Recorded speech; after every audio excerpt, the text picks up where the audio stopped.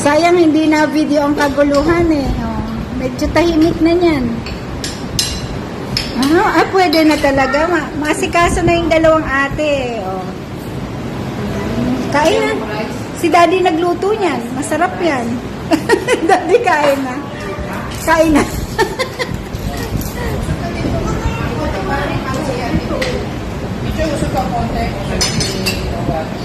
Yan. Ate Bichi magaling na mag-assist ng mga cousins eh. Lalo na yun, no? Oh, pwede na. Bidya, baka mangayayat ka. Kain ka natin.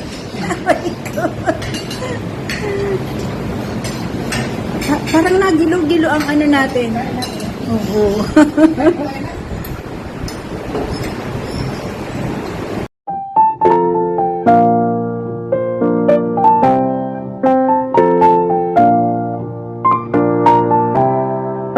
Tayo sa kitchen. So, ito po, may nakita po akong nagre-reels ng parang style KFC. So, ang ginawa ko, iniba ko lang yung recipe ko na po kasi hindi pa ako gumagawit ng Ajinomoto na po. So, mga sabi-sabing pangit daw po sa health, no? So, hindi po ako gumagamit nun. So, ang ginawa ko, kami may sa maanghang, dinamihan ko po. Binabad ko po siya sa tubig na may asin na po. Medyo madami-daming asin pero hindi naman ganun kadamihan.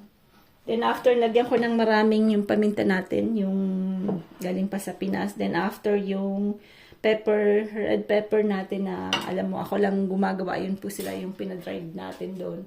Yun. Yun po yung ginagrind ko yan. So, galing ng garden yan na po. Then after, I put some ginger na galing din sa Pinas na powdered na po. Tapos, minarinate ko siya ng almost 2 hours na po. So, kung ayaw nyo nang masyadong maasin, pwede nyo pong i-rinse siya. Ako hindi na kasi gusto kong ma-preserve yung pagka-spicy niya na po. Kasi talagang maanghang. Amoy pa lang nitong preparation ay maanghang na siya. So, ang gagawin natin, mag-prepare po tayo, gaya ng ginawa nung napanood ko na po. Nag-prepare po siya ng ano yan?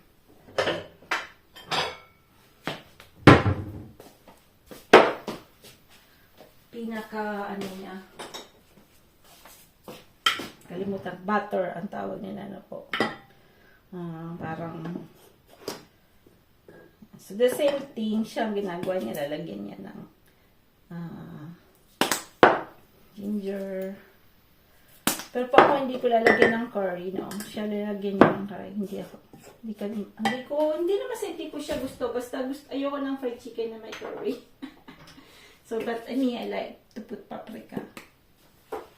At, siya, nag-mix po siya ng cornstarch. Ako po may biniling potato starch. Ano po, Koreans, nahilig sila sa ganyan na po, yung mga crispy-crispy. Ginagamit nila is potato starch. So, nung pumunta po ako ng Asian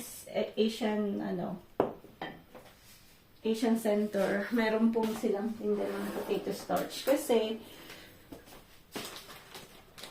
nakakapagtaka kami, ang dami namin patatas dito, pero wala pa akong makita sa mga bilihan namin ng patatas. So, dyan, lalagay natin lang dyan.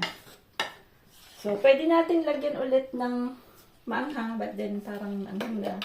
Anyway, si Sam naman ay, yung tolerance niya sa anghang ay matindi na po. Kaya, okay lang. Tapos, lalagyan din natin ng ganito. Para medyo may pagka-garlicky. So, kung wala po kayong ganito, pwedeng garlic na lang na powder din na po. So, ano lang yan, parsley, garlic, then oil olive na po. So, persil tawag dito sa France. So, pwede mo pong gawin. Pag wala kayong parsley, pwede po yung, onion chives, yung sibulit ang tawag, yung sibulino sa atin na po. So, mas maganda, mas marami ding paminta. So, to, lalagyan natin yan ng, yan. Dapat, medyo, ano dyan, tulot-tulahot po. Ayan, di ko na naman. Dapat medyo, siya, no?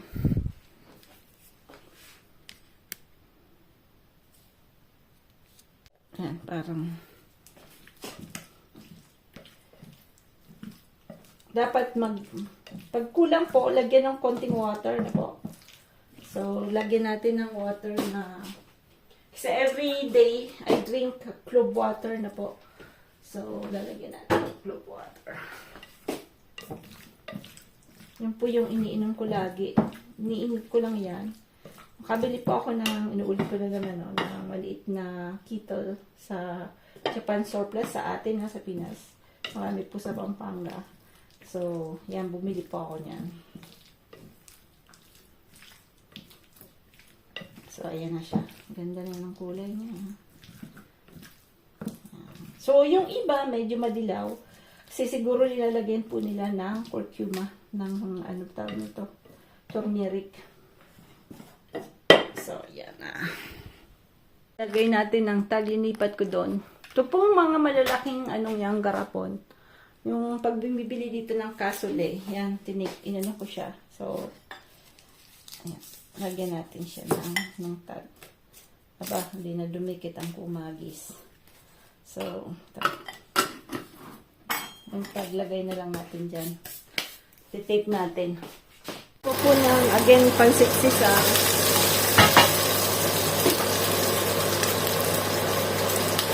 Mabilisan lang.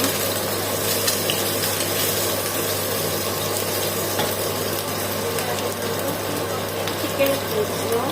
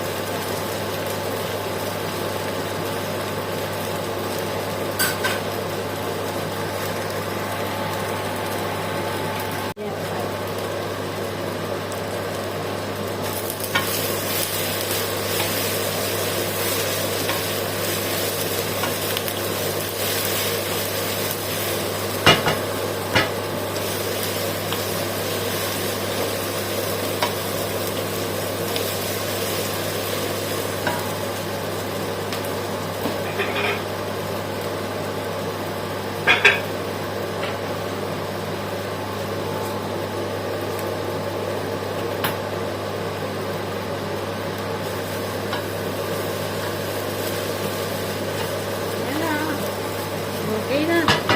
Solve na naman.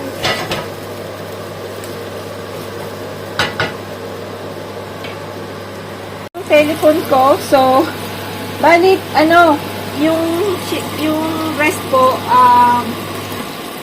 lalagay nyo dito, tapos parang pipit-pitin nyo, tapos gagawin yung gano'n ninyo, para parang maging talagang, siya, tag nito, KFC na po, pero hindi pa rin So, dapat na mainit po yung ating, yan, meron pa lang natira. Mamaya papakita natin na po. So, nilagyan ko po ito ng, clove water. Kasi, parang, kulang yung, niya, moist niya na po. So, tingnan natin kung, ito na yung, sarap. So, yan po yung mga working mom. Mabilisan lang po naluto na po. So, siyempre, pag wala ka masyadong time, siyempre, pagka working mom ka, bili na lang yung fried chicken. Po. Mahal din po kasi yung fried chicken dito, yung KFC sa France. Mahal din. Yung 36 na isang bucket, 36 pieces. Parang nasa siya po. Parang 30 euro din. Parang gano'n. So, 32 pieces, tapos parang 30 bucks din. Yung, kaya mahal din po siya. Tapos yan. Maganda pa. Kasi laging yung spicy nila, hindi ganun ka-spicy. So, ito, tingnan mo kung gano'n kaganda. Pwede na, parang ano na rin. Diba? Yan. So, ito, yung ano, ganun daw. Gaganunin. Tapos pipit-pitin ng konti. Yan. Parang may ganyan-ganyan. Alon-alon. Yan. Yan.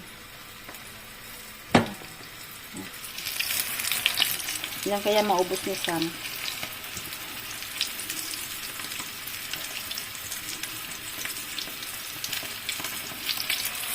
Yan. Para mamayang gabi meron pa. Pizza kami dalawa. Sabi lang na dalawa eh. Ano? Tama na yan siguro. Diba? Yan. Hindi na lang fried chicken. Yan. Pwede na sa bahay. Tenders. Diba?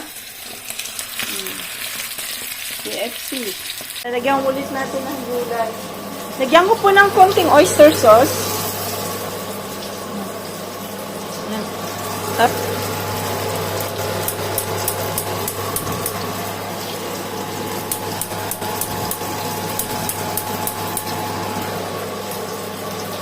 Tapos ito, yan. Style KFC. Style KFC nga. Style KFC.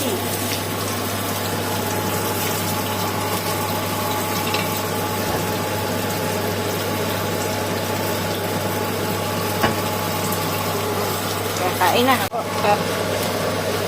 So, today, menu is like KFC, style KFC,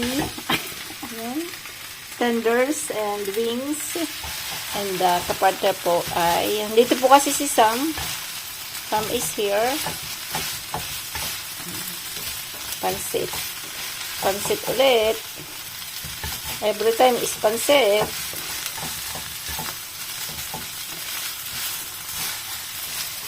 Okay na. Sarap na yan.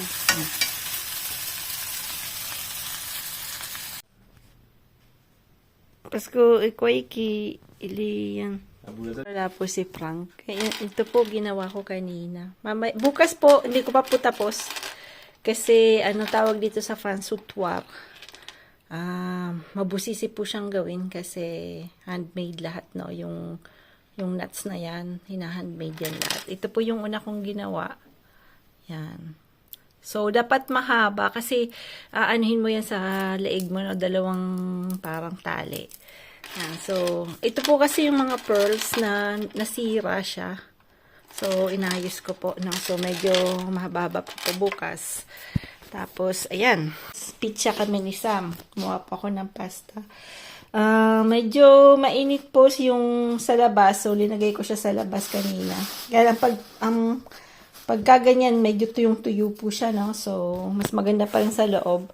Pero mabilis po siyang bumuka. Umusbong. Bumuka. Umusbong po. Pizza namin ni Sam. Si Sam, gwapo. Tinagupit sa'yo, Sam. Yum.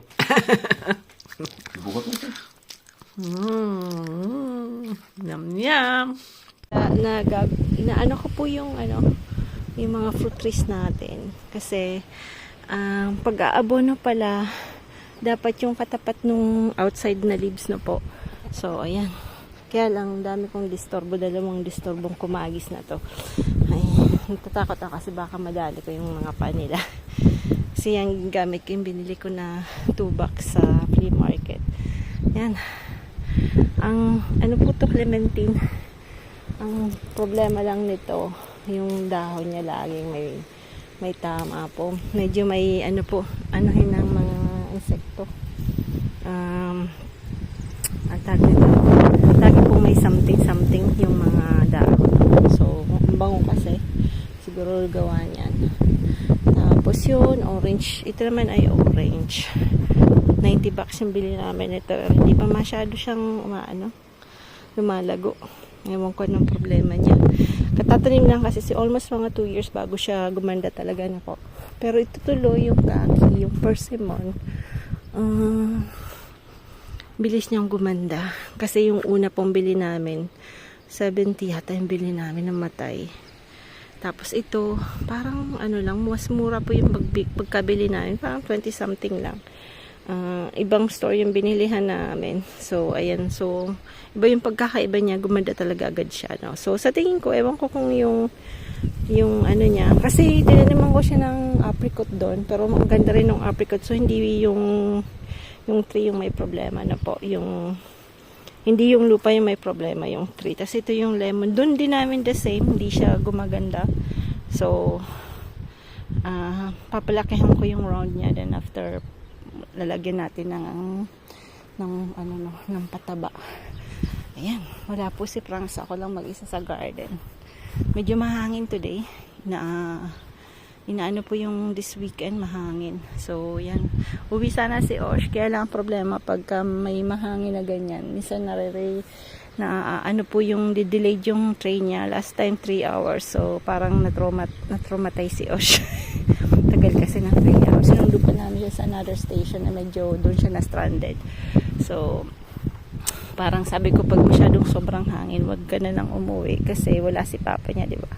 Si Sam naman okay naman, kaya lang hindi kasing kumbaga syempre yung experiment ni Frank, yung lugar na to kasi matagal na siya dito, di ba? Nung nakasign kasi siya dito nung early days ng military niya, kaya medyo alam na alam niya yung lugar. Anyway, ayan. Dito tayo. Yung mga ibon. Yung mga ibon ay yung roses natin. Ito normally climbing. Ayan. Natututo na rin konting mag-climbing pero hindi ganun katindi. Ito parang nadali ito kasi parang kailangan ni Frank. Kasi parang yung poste na siya nadali. Siguro sa sobrang hangin din. Papais natin yan pagbalik. Walang pagkain para maging lang ako doon, maging tranquilo pa. Kasi kukulit. Medyo makukulit sila. So, sige lang. Pakita ko po yung pinagkakabalahan ko. Yan kasi, nung nasa Taiwan po ako, may binili po akong parang maliliit na pearl. Yan, nasira siya. So, kahapon ko pa po ito kinefixed. So, ayan. Medyo ang tagal pong gawin kasi made of ganito po siya na strings. Nabibili po yan sa internet. No? Tapos yung mga small na yan, binili ko po yan nung nasa St. Martin ako from sa India na po. Yung mga parang maliliit na stones na semi-precious. So, hindi ko lang mahanap yung site na yon na binilahan ko. Anyway, ito yung una kong ginawa. Yan. Tapos, I love wearing that.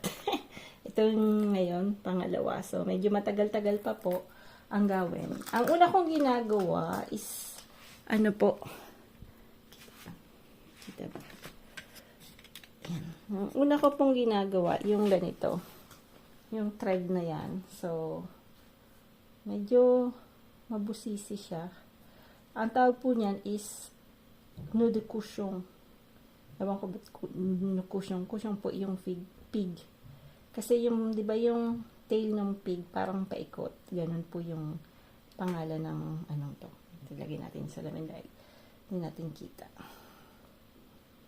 Yan. So, yung mga po, may nail cutter, may different kinds ng pliers na po. Tapos taptan, ganyan, puputulin mo yan. Yan. Tapos pag ganyan, kukuha ka ng pearl. Yan, pearl. Mas maganda po pag gagawa kayo nito, yung totoo na talagang mga pearl, totoo na mga beads na po. Kasi medyo matagal siya. matagal. So, it's better na yung talagang mga magaganda ng stones ang ilagay nyo. Yung gusto nyo talaga, kung gusto nyo gumawa. Kasi, matagal po siyang gawin talaga. Yan. Pero matibay siya, hindi siya napuputol basta-basta na po. Never pang naputol yung anong yun. So, yan. Yan po yung pagkabit niya. So, medyo mabusisi. Tapos, ipifix mo lang pag medyo, ayan. Ayan. Ayan. Ganun siya. Up. Po natin pag may cameraman kasi dapat i-zoom up na po yung pag-thread kasi hindi kita. Yan. Yung pag-thread niya kasi medyo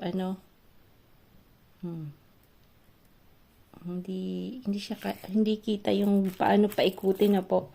Kasi ganito muna yung ginagawa ko, madaming ganyan. Inuuna ko na muna yan. Pero sa tingin ko sa mga sites, nakakabili na ng ganito, yung gawa na po. Kasi medyo mabusisi nga yung thread na, yung paggawa ng anong yan. Yan. Tapos kakabit-kabit nyo na lang. So, medyo, yun nga sinasabi ko, pag gusto nyo pong gawin, dapat bumili po kayo sa talagang dealer ng mga semi-precious na po. Kasi ito, yung maliliit na yan, it's parang mga rest ng tourmaline, ganon. Ito parang nakalimutan ko na yung kulay red. Basta yun po yung mga rest niya, tapos may amethyst, ganon. So, tapos pearl. Yung pearl, marami naman sa Pinas na po. Bibili kayo ng kung ano yung gusto nyong size. Pwede naman yung malalaki. Pero ako kasi mas gusto ko yung medyo small lang po siya, no? So, ganito kaliit. So, ayan yung natin. So, goal natin is medyo mahaba kasi hindi natin siya lalagyan ng ng tag nun, ng parang lock, no? So, ilalagay mo lang sa leeg siya na dalawang beses. Kaya dapat medyo mahaba po yung yung necklace. Ayan, malapit na po ako matapos. So, kailangan na salamin. Ayan.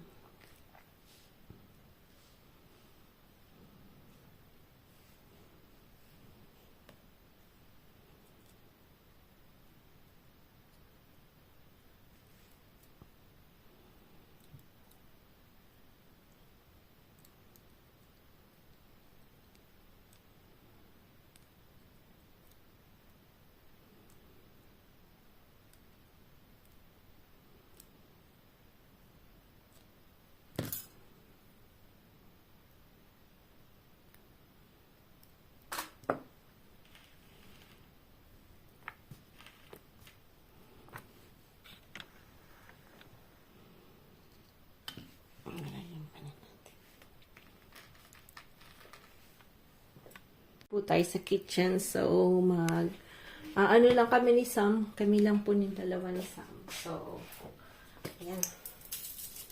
Kunin lang natin ito. Ayan, quick.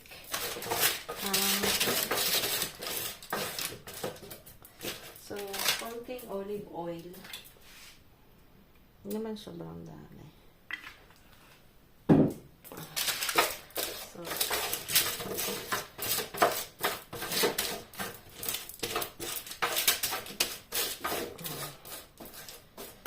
dapat may aroma siya na po.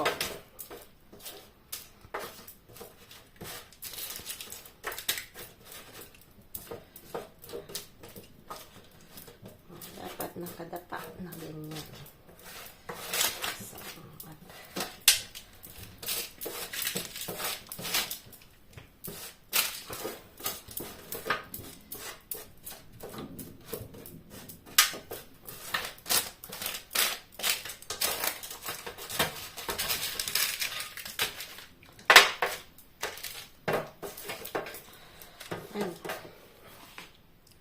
sa center. Para tipid po kasi ngayon ang mahal-mahal na gawa ng war sa Iran na po. So, sobra mahal. So, dapat you have to think na medyo makapagtipid kayo ng electricity, ng gas, na po.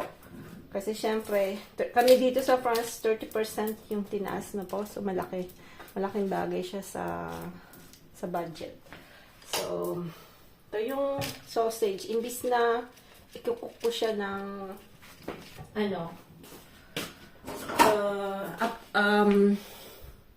ayan, imbis na ikukook ko siya sa kawali, ano na lang natin siya dyan.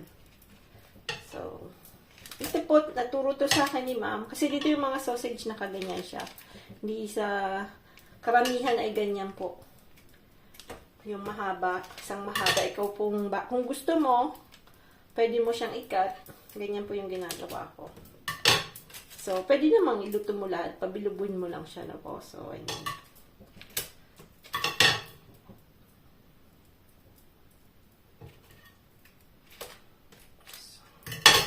Ikot-ikot lang yan. Ikot-ikot. So, kailangan ng scissor para magaling. Patakat. Ayan. So, uuwi si Osh tomorrow. Susunday natin. Kaya lang grabing hangin. So, yan na. Natin lagyan ng garlic na po.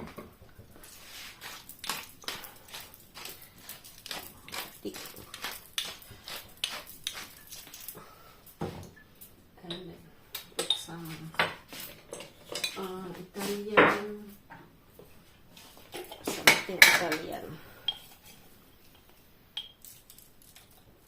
Medyo maanghang siyang kaunti.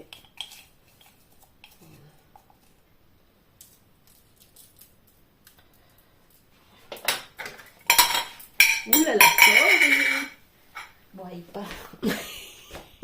Na po yung natin, sausage. Ang ganda ng niya. At tapos yung potato. Ayan. At yung kakain ng bulgur. Bulgur. Diet na kalokohan. No. Yan. So, si Isam kasi pang po siya. Magulo. Pang hapon. So, tapos tomorrow wala siyang pasok. Wala daw yung niya. Yan. Yan. Kay Isam.